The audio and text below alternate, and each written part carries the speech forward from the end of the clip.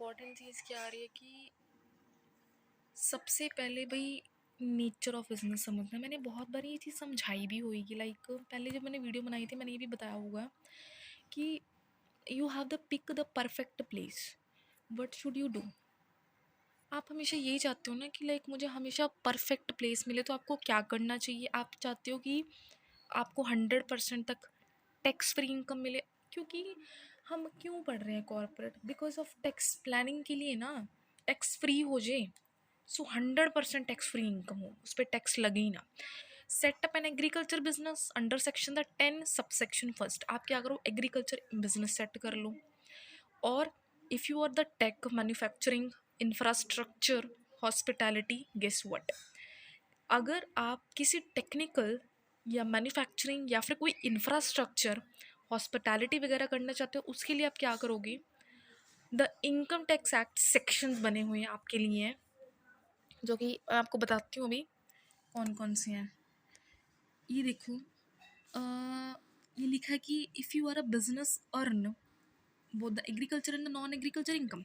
आपने business start कर लिया, एग्रीकल्चर इनकम में कोई टैक्स नहीं लगता हमारे इंडिया के अंदर, ठीक है।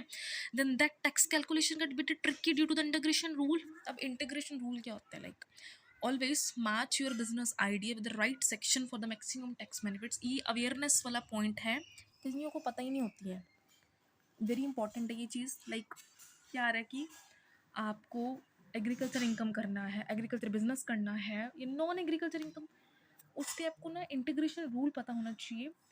मतलब उसका मतलब होता है कि आपका जो बिजनेस आइडिया है आपके उस टैक्स सेक्शन के अंडर मैच होना चाहिए जिसपे आपको सबसे ज़्यादा बेनिफिट मिले। पॉइंट नंबर 1, ठीक है। Like want to go deeper, आगे आगे समझने के लिए जैसे देखते हैं, आपको मैं सेक्शंस की कुछ नॉलेज करवा देती हूँ।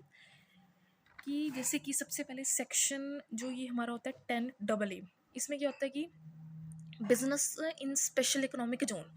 स्पेशल इकोनॉमिक जोन पे वीडियो ऑलरेडी बन चुकी है, डिटेल्ड में नहीं है, पर वो बैकवर्ड एरियाज होती हैं, फ्री ट्रेड एरिया जो उन्होंने होती हैं। मध्य प्रदेश हो गया, कोचिन हो गया, मैंने बिल्कुल लाइट सी वीडियो बनाई है, उसमें आपको देखना पड़ेगा। आपको पता है अभी यहाँ पे है ना, मुझे बताया नहीं, जगह बहुत बड़ा है, बस वो एरिया जहाँ पे फैसिलिटीज़ मिल जाती हैं आपको ना, जैसे कि 10AA। फिर आगे सेक्शन 80IB। IB, आप आई से क्या होता है? इंडस्ट्रियल होता है। बी से क्या होता है? बैकवर्ड एरिया हो गया। तो like backward areas and industrial development. फिर लिखा कि कन्वेंशन सेंटर्स हो गए, ठीक है, होटल्स हो गए। होटल और कन्वेंशन सेंटर के लिए 80IC है। बी के बाद क्या आता है? सी। तो सी फॉर कन्वेंशन सेंटर्स, फिर ID और E for like industrial development हो गया। आ रहा है समझना? आना भी चाहिए। तो उसके बाद आ रही है 80IA, जिसमें क्या हो रहा है कि ब्रिज वगैरह हो गया।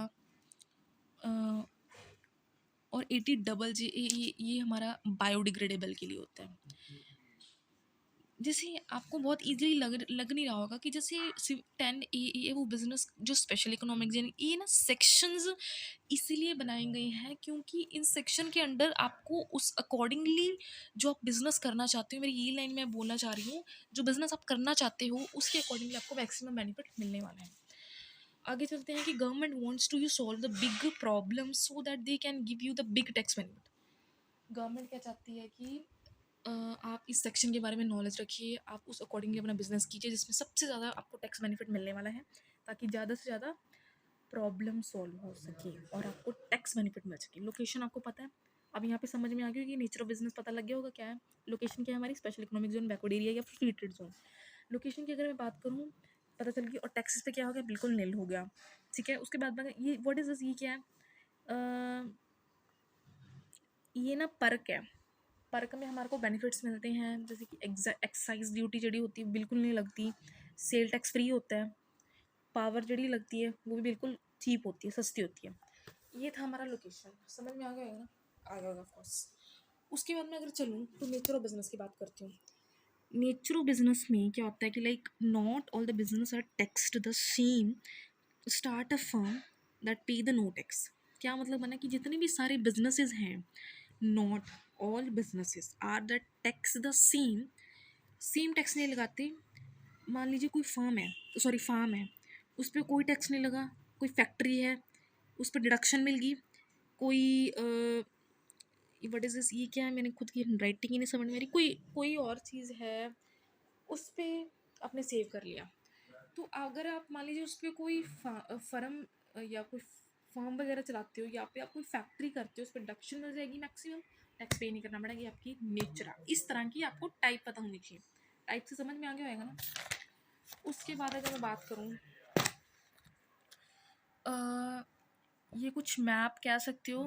आपको पता है कि जैसे आई फॉर आई इंफ्रास्ट्रक्चर पीछे बता दिया। हॉस्टल होता है डी के लिए। हॉस्टल डी का साइन कुछ और बन नहीं रहा ना। ऑयल के लिए ए बी ए बन रहा है, सेक्शन 33 ए बी। यही चीज़ याद रहेगी। इंफ्रास्ट्रक्चर और होटल दोनों सेम है, ये लेटर का डिफरेंस है। ऑयल के लिए बिल्कुल डिफरेंट है। ए बी ए 3 लेटर्स है इसके अंदर। ऑयल में भी 3 है, इसमें भी 3 है, और इनका नंबर भी 3 ही है। इससे आप याद रख सकते हो। स्पेशल इकोनॉमिक जोन की अगर मैं बात करूँ, 10AA है जिसमें, और फॉलो द सेक्शंस वाइज, और आप उससे क्या कर सकते हो, अपनी प्रॉब्लम या जो भी टैक्स वगैरह कम कर सकते हो। आपको एग्जांपल से लेते हैं कि जैसे मान लीजिए सेक्शन 33AB है जिसमें ऑयल और गैस प्रोड्यूस होती है। ऑयल, व्हाट इज इसके, ऑयल बिज टैक्स में क्या कहता है कि अपनी मनी एक रेस्टोरेशन अकाउंट, ऑयल का एक रेस्टोरेशन अकाउंट होता है ना, उसमें आप सिर्फ, ये वो वाला ऑयल नहीं है जिसमें ऑयल इंडस्ट्री में यूज़ किया जाता है। आप क्लीन करवाना चाहते हो, आपने क्या किया कि उसमें डिडक्शन चाहिए थी, क्योंकि मैंने फैक्ट्री में यूज़ करना था। वो ऑयल वो वाला होता है जिसमें आपको 20% ऑफ द प्रॉफिट, जितना आपको मान लीजिए आपको प्रॉफिट हुआ है, उस पे आपको कहते 20% प्रॉफिट मिलेगा। और जितनी अमाउंट आपने डिपॉजिट करी, मतलब आपके